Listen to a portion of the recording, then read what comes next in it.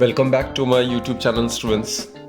हम यूनिट 1 जो कि इलेक्ट्रोस्टैटिक्स है उसको डील कर रहे हैं and chapter 1 is entirely over. Today we will be starting with chapter 2 which is electrical potential and capacitance. और बच्चों इस चैप्टर में भी जो पहला टॉपिक है that is concept of line integral of electric field intensity, ये हमने डिस्कस करना है, राइट? तो उसके लिए सबसे पहले what we do is let us assume a source charge. ये सोर्स चार्ज को हम प्लस क्यू से डिनोट कर रहे हैं। ये पॉइंट सोर्स चार्ज है, right? Suppose it is placed at point ओ।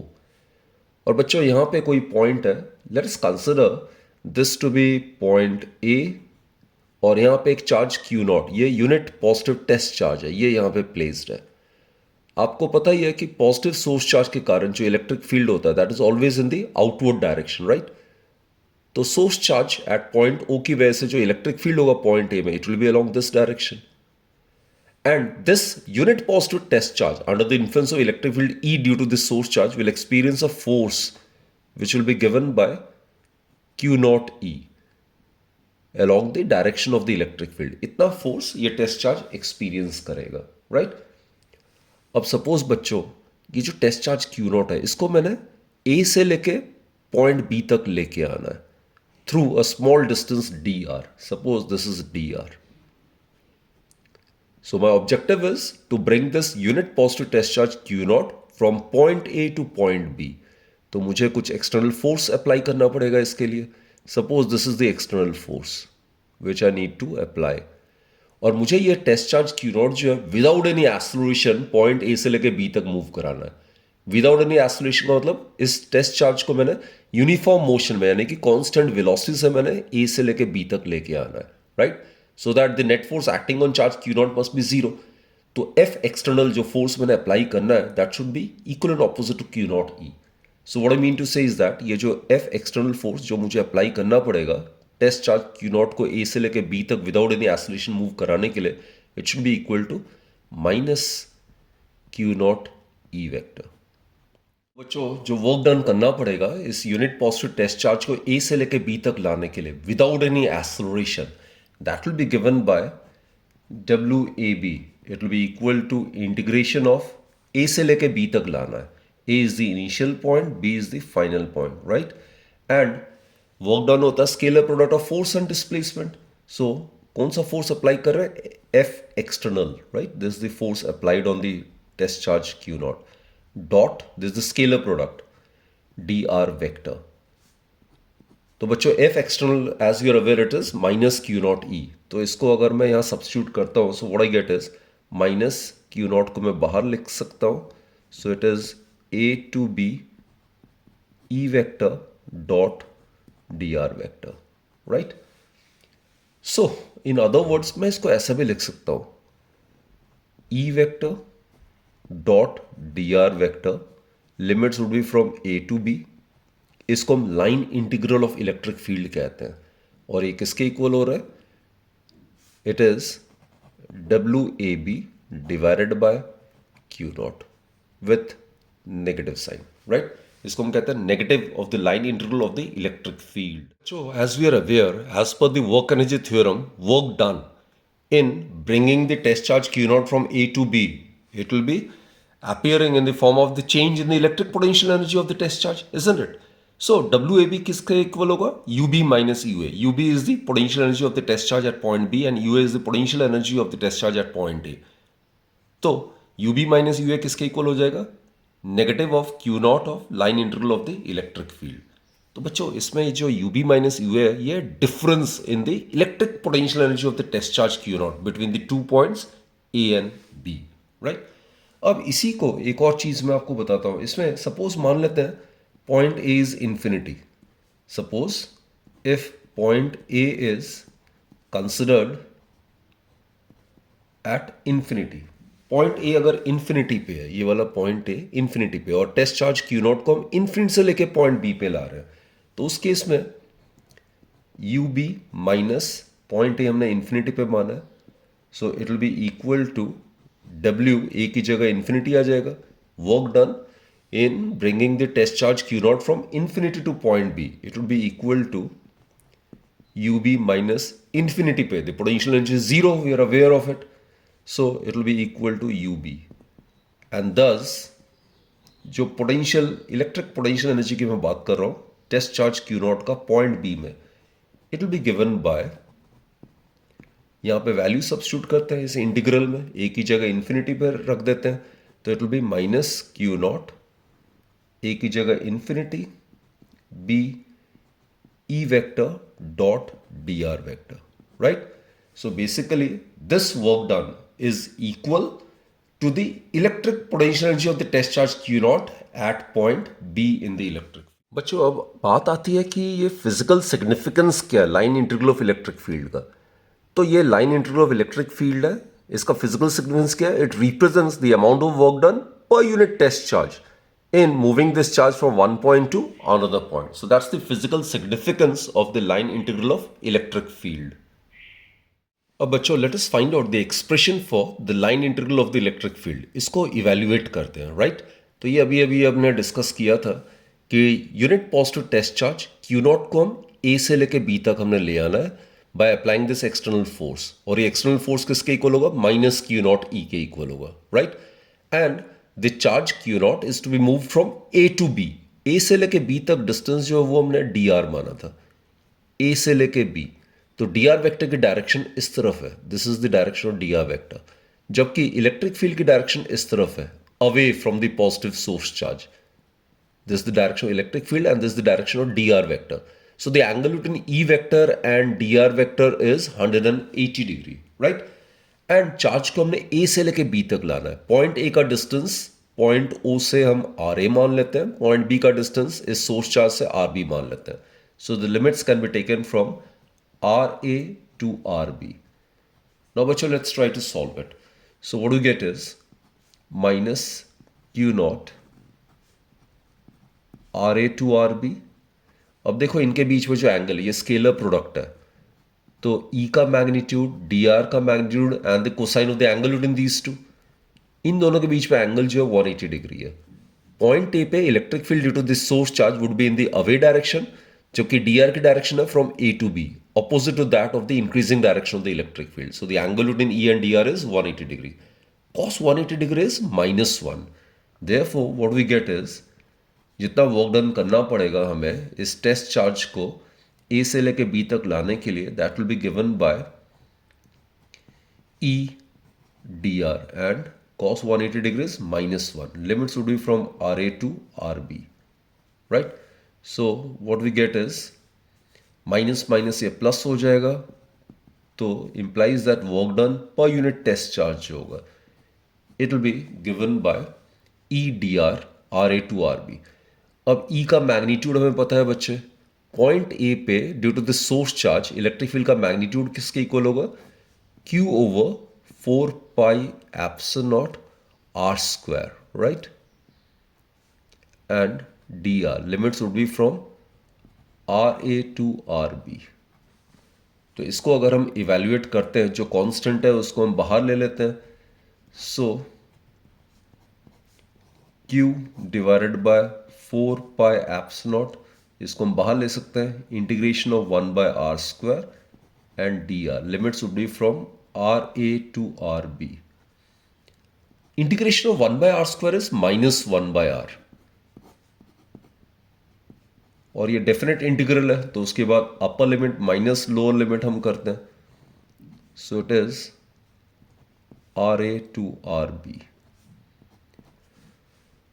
तो बच्चों इसको अगर हम सॉल्व करें नेगेटिव साइन को अगर हमने हटाना है तो ये लिमिट्स को हम इंटरचेंज कर सकते हैं so what we get is q over 4 pi epsilon naught यहाँ आ जाएगा 1 by r A -1 by are B. तो ये जो नेगेटिव साइन है इसको कॉम्पेंसेट करने के लिए आप interchange the limits so basically work done per unit test charge in moving this test charge from one point to another point it's given by Q divided by 4 pi epsilon naught 1 by RA minus 1 by RB। तो बच्चों देख रहे हो जितना भी work done हमें करना पड़ेगा इस यूनिट पॉजिटिव टेस्ट चार्ज को ए से लेके बी तक लाने के लिए it is entirely depending only upon the initial and the final position. तो पॉइंट ए इनिशियल पॉइंट है पॉइंट बी फाइनल पॉइंट सिर्फ इन्हीं दो पॉइंट्स पे डिपेंड कर रहा है कौन सा पाथ हम फॉलो कर रहे हैं ए से लेके बी तक चार्ज क्यू नॉट को ले आने के लिए, it is independent of that fact, right? So it depends only on the initial and final position and is independent of the path followed. चाहे मैं ए से लेके बी स्ट्रेट पाथ फॉलो करूं या कोई भी कर्व पाथ, कोई भी आर्बिट्री पाथ फॉलो करके मैं टेस्ट चार्ज क्यू नॉट को ए से लेके बी तक ले आऊं, amount of work done per unit charge will remain same. So work done in bringing the charge Q naught from one point to another depends only on the initial and final position and is independent of the path followed. So basically बच्चों what we have proved is that जो electric force है that is of conservative nature, right? So it's a very very important conclusion. बच्चों आपको ये भी पता है कोई भी फोर्स अगर कंजर्वेटिव नेचर का होता है तो उसके साथ साथ और भी प्रॉपर्टीज एसोसिएट हो जाता है। जैसे any force which is of conservative nature must obey inverse square law and then it must be a central force as well. Central force मतलब the force acting along the line joining the centre of the two bodies, right? So conservative force होने का मतलब central force भी होगा, inverse square law भी ओबे करेगा। और दूसरी बात, work done in making a charged body to move along a cyclic path is also always zero. So these are the properties associated with an electrostatic or Coulomb force which we have proved it mathematically, right? जो बहुत ही important topic है वो हमने discuss करना है electric potential और potential difference. Basically इसको discuss करने से पहले we will discuss some analogy. तो इन एनालॉजी को हम ढंग से समझने की कोशिश करते हैं जिससे हम इलेक्ट्रिक पोटेंशियल का कॉन्सेप्ट जो है वो हमें क्लियर हो जाएगा, right? As an analogy electric potential जो it is considered to be similar to water potential. अब बच्चों ये दो वाटर टैंक्स है, ये ब्रॉड है, ये नैरो है। अब जो मोशन ऑफ वाटर होता है वो हमेशा कहां से कहां होता है, higher level to lower level. जब हम इसको कंपेयर करते हैं फ्लो ऑफ इलेक्ट्रिक चार्जेस से, तो इलेक्ट्रिक चार्ज कहां से कहां फ्लो करता है, from higher potential to lower potential. तो इसीलिए as an analogy electric potential को हम कंसिडर करते हैं to be similar to that of water potential. तो अब कंसिडर करते हैं ये दो सिलेंडर्स, मान लेते हैं ये सिलेंड्रिकल टैंक्स है, ये ए मान लेते हैं and suppose this cylindrical tank B. A की विड्थ ज्यादा है जबकि बी जो है वो नैरो है, राइट? और ये एक स्टॉप कॉक है, isn't it? ये it doesn't allow the flow of water from one tank to the other. अब टैंक ए जो है इसकी डायमीटर ज्यादा है, टैंक बी की डायमीटर कम है।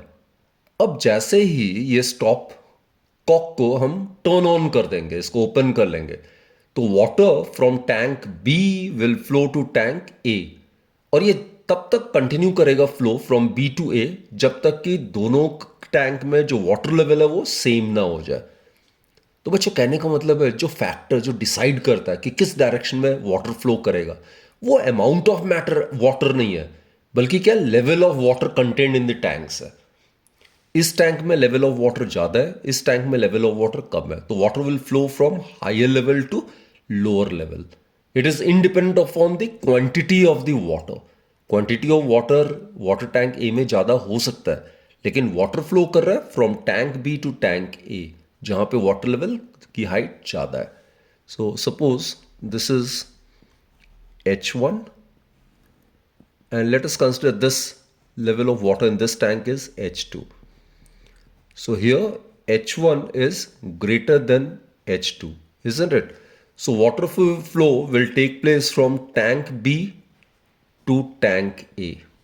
ये वाटर फ्लो की डायरेक्शन इस तरफ होगी B to A। और जैसा मैंने कहा तब तक वाटर फ्लो होगा टैंक बी से टैंक ए तक जब तक दोनों टैंक्स में water level becomes equal, right? अब बच्चों सेकेंड एनालॉजी हम कंसिडर करते हैं। Suppose this is body A and this is body B. Amount of heat given to this body is suppose H2 और इसमें amount of heat given to this body is H1। Temperature मान लेते हैं इस बड़े body का, suppose it is T2 और इस छोटे बॉडी का टेम्परेचर मान लेते हैं T1 है, राइट? सो बेसिकली बच्चों these two bodies are at different temperatures, right? So when these two bodies are brought in contact with each other, then the heat will tend to flow from the body at higher temperature to the body at lower temperature. और ये flow of heat तब तक continue करेगा जब तक कि दोनों bodies एक thermal common temperature attain ना कर दे, उसको हम equilibrium temperature कहते हैं। So this flow of heat from the hot body to the cold body will take place till both the bodies acquire the same common temperature. तो यहाँ पे जो हीट फ्लो है उसकी डायरेक्शन कौन डिटरमिन कर रहा है? टेम्परेचर। तो अगर टेम्परेचर डिफरेंस है तो ही हीट फ्लो पॉसिबल है इन दोनों बॉडीज के बीच में, जब हम इनको कॉन्टैक्ट में ले आएंगे। क्लियर? तो इसमें हीट कंटेंट मैटर नहीं करता कि कौन से बॉडी में हीट ज़्यादा है, किस बॉडी में हीट कम है। वो direction of flow of heat को डिटरमिन नहीं करता है। Direction of flow of heat को डिटरमिन करता है टेम्परेचर डिफरेंस। So, बच्चों, point to be noted is that it is not the amount of heat, but the level or the degree of warmth, that is the temperature, which decides the direction of the flow of heat. तो again मैं repeat कर रहा हूं, इस case में मान लेते हैं सपोज H1 जो है it is less than H2। जो अमाउंट ऑफ हीट है इस बॉडी में कम है as compare to this body. इस बॉडी में हीट ज्यादा है, अमाउंट ऑफ हीट ज्यादा है, लेकिन टेम्परेचर ये छोटे वाले बॉडी का ज़्यादा मान लेते हैं, T1 is greater than T2। तो जैसे ही हम इन दोनों बॉडीज को कॉन्टैक्ट में लाएंगे, heat will flow from the body which is at higher temperature to the body which is at lower temperature. तो heat will flow from body B to body A. So again I repeat, it is not the amount of heat but the level or the degree of warmth which we call as temperature which decides the direction of flow of heat. So, इसी तरीके से on the same analogy there is a potential in electricity जो कि decide करता है कि किस direction में चार्ज जो है फ्लो करेगा from one body to the other body without taking into consideration the amount of charges held by the two bodies. तो let us consider these two examples. ये दोनों बॉडीज है बच्चों, ये मान लेते हैं इसमें चार्ज Q2 है और इसमें चार्ज Q1 है।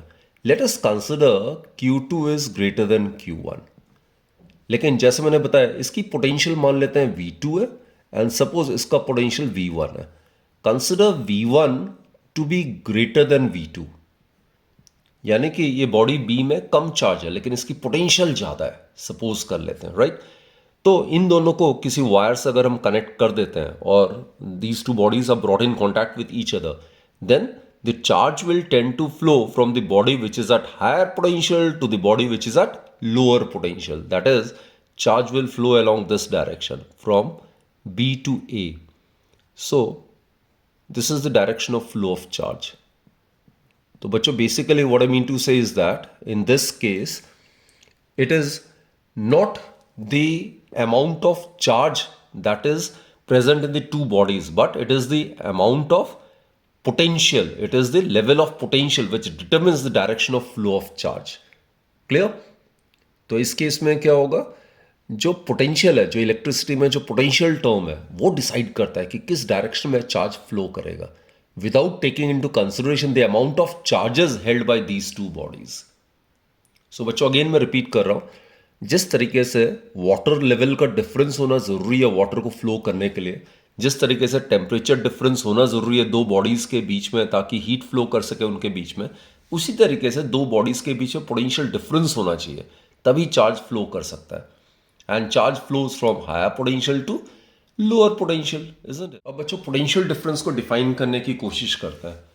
पोटेंशियल डिफरेंस क्या होता है? बिटवीन द टू पॉइंट्स, यहाँ पे ए और B, these are the two points which are under the influence of electric field due to the source charge capital Q। ये जो दो पॉइंट्स है ए और बी, ये इस सोर्स चार्ज के इलेक्ट्रिक फील्ड के इन्फ्लुएंस में है, राइट? तो पोटेंशियल डिफरेंस को डिफाइन करते हैं between the two points in an electric field, and it is defined as जितना वर्क डन हमें करना पड़ेगा किसी भी टेस्ट चार्ज Q0 को पॉइंट ए से लेके पॉइंट बी तक लाने के लिए per unit charge, right, without any sort of acceleration. तो ये डेफिनेशन होता है basically potential difference between the two points A and B. तो A and B, A is the initial point, B is the final point. तो potential difference हो जाएगा potential at point B minus potential at point A. Potential को हम capital letter V से denote करते हैं। तो difference in the potential eight the two points is known as potential difference, right? तो potential difference between the two points A and B in an electric field due to the source charge is defined as work done per unit charge. ये test charge है, work done per unit charge in bring this charge from one point to another point. यहां पे कहां से कहां? From point A to point B. तो ये बच्चों इसका स्टेटमेंट है। मैं फिर रिपीट कर रहा हूं, potential difference between the two points A and B is defined as work done per unit charge in bring this charge from point A to point B. और बच्चों, ये चार्ज को जब हम मूव करेंगे ए से लेके बी तक, वो यूनिफॉर्म मोशन में होना चाहिए, यानी कि it shouldn't be having any sort of oscillation. So net force acting on this charge Q naught must be zero, तभी वो यूनिफॉर्म मोशन में हो सकता है. तो बच्चों now let's find out the expression for the potential difference. उसके लिए हमें total amount of work done निकालना पड़ेगा जितना इस चार्ज को हमें ए से लेके बी तक ले जाने के लिए करना पड़ेगा, राइट? तो first and foremost let us consider this elementary portion P Q. पहले हम small amount of work done निकालेंगे इस चार्ज क्यू नॉट को पी से लेके क्यू तक ले जाने के लिए थ्रू स्मॉल डिस्टेंस से डीएल, राइट? तो पी से लेके क्यू तक चार्ज क्यू नॉट को हमने लेके जाना है. तो उसके लिए small work done in making this charge to move from P to Q through small elementary distance dl, it would be given by scalar product of force and displacement. अब बच्चों ये जो चार्ज है Q naught, it will experience force Q naught E along the direction of the electric field, isn't it? ये positive source charge, इसके कारण electric field direction will be in the away direction. तो अगर इस charge को without any एस्लेशन अगर मैंने move कराना है तो the force which needs to be applied over here should be equal and opposite to that force. That is, it should be minus Q naught E. This is the force which is to be applied over here so as to move this charge from P to Q without any acceleration. So net external force क्या आ जाएगा इसमें जो apply करना है minus Q naught E vector dot DL vector. अब बच्चों आगे बढ़ते हैं. यहां पे देखो ये DL वेक्टर की डायरेक्शन क्या है? P to Q. P to Q. Electric field की डायरेक्शन क्या है? P to A, I mean away from the positive charge. So the angle between these two is 180 degree, isn't it? तो ये आ जाएगा minus Q naught E dl cos 180 degree. Cos 180 degree is -1. So small work done जितना करना पड़ेगा charge Q naught को P से लेके Q तक मूव कराने के लिए without any acceleration that will be equal to Q naught E dl. Cos 180 degree is -1 और ये बाहर माइनस से ये कैंसिल आउट हो जाएगा. ऑल्सो बच्चों ये डीएल को आर के टर्म्स में भी लिख सकते हैं हम. डी आर क्या, ये इस डायरेक्शन में अवे फ्रॉम पॉइंट ओ, इस डायरेक्शन में आर का वैल्यू इंक्रीज कर रहा है. तो पी क्यू जो होगा, पी क्यू का जो मैग्नीट्यूड होगा that is d l and it can be consider to be equal to d r, right? Point P जो पॉइंट है उसका डिस्टेंस पॉइंट ओ से हमने आर माना हुआ है, तो पी क्यू का डिस्टेंस जो वो डी आर मान सकते हैं. तो d l is equal to d r. लेकिन वेक्टर फॉर्म में d l vector it would be equal to minus d r because dl is measured in a direction opposite to which the value of r increases. So that is why dl equals to minus dr. So here we get minus q naught e dr. So therefore बच्चों small work done divided by charge q naught, it would be minus e dr, right? अब हमें total work done निकालने के लिए हम क्या करेंगे, इसको इंटीग्रेट कर देंगे. So integrating both the sides what we get is, इसको अगर मैं इंटीग्रेट करता हूं तो क्या आएगा, W divide by Q naught आ जाएगा. Integration D W would be W and कहां से कहां चार्ज को मूव कराना है, A to B. So it will be given by negative of E dr and limits would be from A to B. That is point A का distance source charge से RA है और पॉइंट बी का distance point O source charge से R B है. तो limits would be from r A to R B, right? So electric field का value अब हमने सब्स्टिट्यूट करना है. ई क्या है, ई माना है इलेक्ट्रिक फील्ड है at point P which is at a distance r from the source charge. So it will be k 1/4 pi epsilon naught Q by r square. Okay, this is it. तो इसको अगर हम solve करते हैं तो what we get is WAB divided by Q naught, it would be equal to minus, जो constant है उसको हम बाहर ले सकते हैं, Q over 4 pi eps not. बच्चों 1 by r स्क्वायर का जो integration that is -1 by r, right? -1 by r और ये डेफिनेट इंटीग्रल है तो इसके लिमिट्स है RA टू RB. ये माइनस माइनस प्लस हो जाएगा. So what we will be left with is Q over 4 pi epsilon naught. ये आ जाएगा बच्चों 1 by RB minus 1 by RA, upper limit minus lower limit. So you can substitute this as equation number 1 and this as equation number 2. तो बच्चों from 1 and 2 देखो ये WAB by Q naught है, ये भी WAB by Q naught है, तो इन दोनों को हम इक्वेट कर सकते हैं. So from 1 and 2 what we get is जो पोटेंशियल डिफरेंस है VB minus VA. Potential difference between the 2 points A and B in an electric field is given by Q. This is the source charge which is located at point O. 4 pi epsilon naught 1 by RB minus 1 by RA. तो बच्चों, this is the expression for the potential difference between the 2 points A and B in an electric field due to the source charge capital Q. अब बच्चों, potential difference का जो SI unit होता है that is volt. So SI unit of potential difference, इसको मैं PD से represent कर रहा हूं, इज वोल्ट. इसको हम कैपिटल लेटर V से डिनोट करते हैं. तो इसको भी हम डिफाइन कर लेते हैं. तो 1 वोल्ट पोटेंशियल डिफरेंस डेफिनेशन है 1 वोल्ट इसका SI unit. So it will be work done per unit charge. Work done का SI यूनिट होता है बच्चों 1 जूल, राइट. एंड चार्ज का SI यूनिट होता है 1 coulomb. So 1 volt is equal to 1 joule divide by 1 coulomb.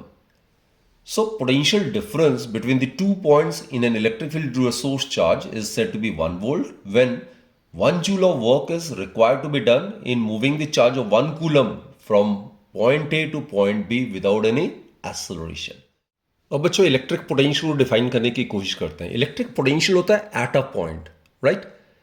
तो electric potential at a point, suppose at point B in an electric field is defined as work done per unit charge. Q naught charge को हमने move कराना है from infinity to that particular point without any acceleration. तो बच्चे मान लेते हैं ये जो पॉइंट है, सपोज जो पहले हमने पॉइंट ए लिया था पोटेंशियल डिफरेंस केस में, अब वो पॉइंट ए मान लेते हैं लोकेटेड है इंफिनिटी पे, राइट. तो जितना वर्क डन करना पड़ेगा per unit charge Q naught in bring this charge Q naught from infinity to point B without any acceleration, that is known as electric potential at point B. So this is how electric potential is defined. तो बच्चों, same तरीके से हम करेंगे. सबसे पहले मान लेते हैं ये पॉइंट पी है और पॉइंट पी का डिस्टेंस जो पॉइंट ओ है जहां पे सोर्स चार्ज लोकेटेड है उससे हम आर मान लेते हैं. तो एक छोटा सा एलिमेंट्री पार्ट ले लेते हैं P Q. Suppose this is DL. तो अगर ये चार्ज क्यू नॉट को इस स्मॉल एलिमेंट्री पोर्शन डीएल के थ्रू हमें मूव कराना है, राइट, विदाउट एनी एक्सेलरेशन, तो नेट फोर्स कितना है एक्ट करेगा? नेट फोर्स 0 एक्ट करेगा क्योंकि विदाउट एक्सेलरेशन हमें करना है. तो उसके लिए अगर ये टेस्ट चार्ज को if it is left free over here, it will tend to experience force Q naught E along the direction of the electric field. तो इसको बैलेंस करने के लिए हमें जो फोर्स अप्लाई करना पड़ेगा इसके ऑपोजिट डायरेक्शन, वो होगा माइनस क्यू नॉट ई, जैसा हमने प्रीवियसली भी हमने डिस्कस किया. तो टोटल वर्क डन निकालने के लिए हमें पहले स्मॉल वर्क डन निकालना पड़ेगा. तो बच्चों, स्मॉल वर्क डन जितना करना पड़ेगा इस चार्ज क्यू नॉट को पी से लेकर क्यू तक मूव कराने के लिए, क्या होगा? जितना फोर्स अप्लाई करना पड़ेगा dot product displacement, right. And the force to be applied on this charge Q naught so as to make it move from P to Q without any acceleration, that is minus Q naught E dot dl. अब बच्चों, यहां पे point E पे electric field आपको पता है ये source charge के कारण क्या होता है, always in the away direction. और dl की डायरेक्शन किस तरफ है? P to Q towards the source charge. तो angle between these two is 180 degree. So ये सारा चीज हम पहले भी डिस्कस कर चुके, एक बार दोबारा से कर लेते हैं. सो डॉट प्रोडक्ट हट जाएगा तो यहाँ पे cos 180 डिग्री आ जाएगा. Cos 180 degree is -1. So minus minus will get cancelled. So we'll get Q naught E dl. Also students, अगर ये मैंने R माना है तो इसको मैं dr भी मान सकता हूँ, ये छोटा सा एलिमेंट्री पोर्शन. dr और dl में फर्क क्या है? ऑब्वियसली दोनों का मैग्नीट्यूड सेम है. dl का magnitude it is equal to dr. दोनों एलिमेंट्री पोर्शन है, लेकिन dl को मेजर करें in a direction opposite of which the value of r increases. तो अगर वेक्टर फॉर्म में अगर लिखें या डायरेक्शन इंडिकेट करें तो dl की जगह क्या लिखेंगे हम? Minus dr, right. So that's the difference. So here बच्चों dl की जगह we can write it as minus dr, right.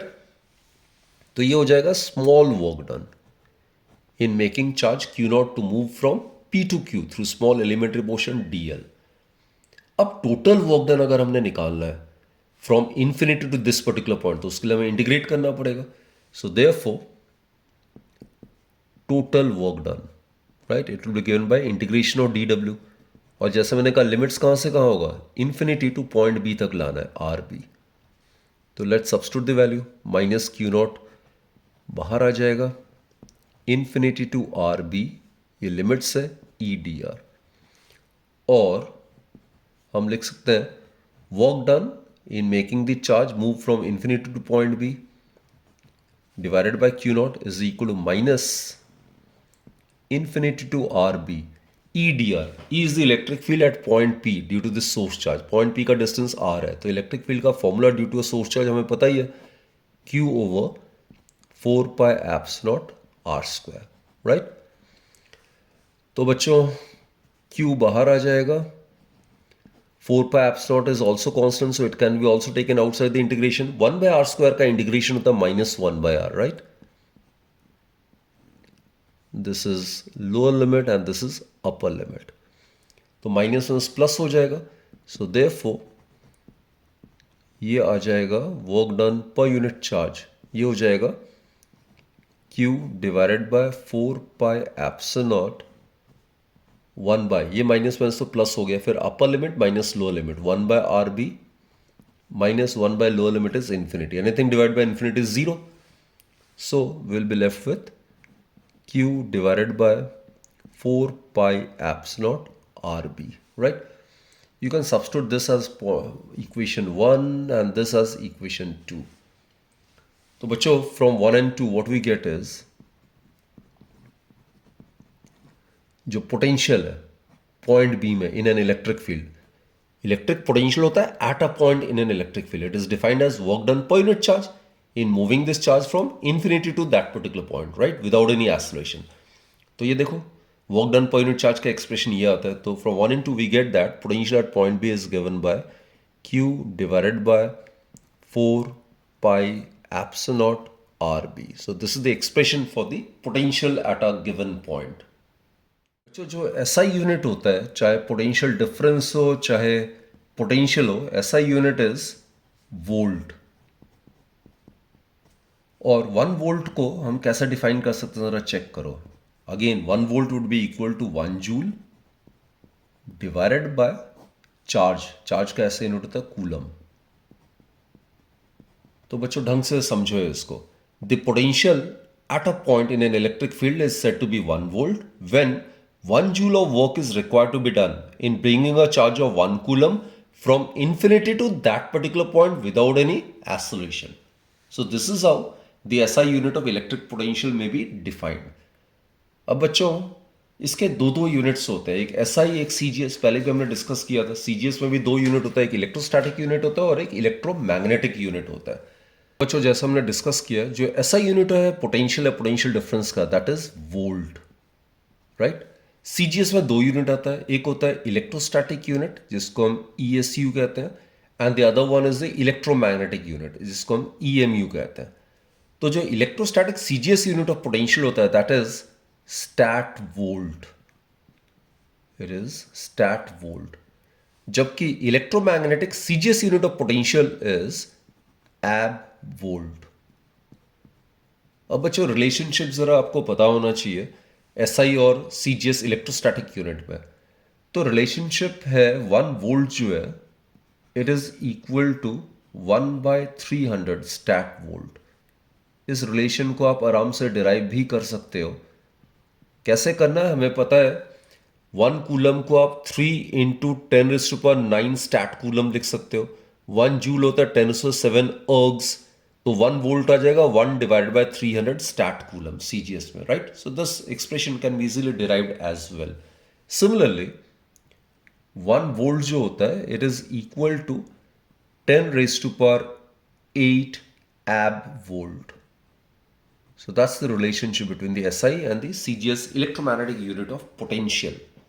बच्चों एक और चीज आपने ध्यान देना है, जो पोटेंशियल डिफरेंस होता है वो work done per unit charge होता है। Work done is a scalar quantity, charge is also a scalar quantity. So potential या potential difference both are scalar quantities. तो न्यूमेरिकल्स में हम एल्जेब्रिक एडिशन यूज करते हैं, not vector addition, right. So laws of algebraic addition will be valid while dealing with numericals based on potential and potential difference. Clear. तो बच्चों इस session के लिए हम इतना ही करते हैं। तो इस सेशन में हमने डिस्कस किया इलेक्ट्रिक पोटेंशियल डिफरेंस क्या होता है।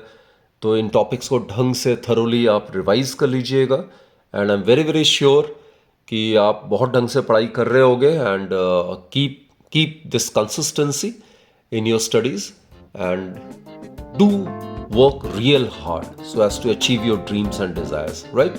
So keep watching my videos and don't forget to recommend my channel to your friends and colleagues.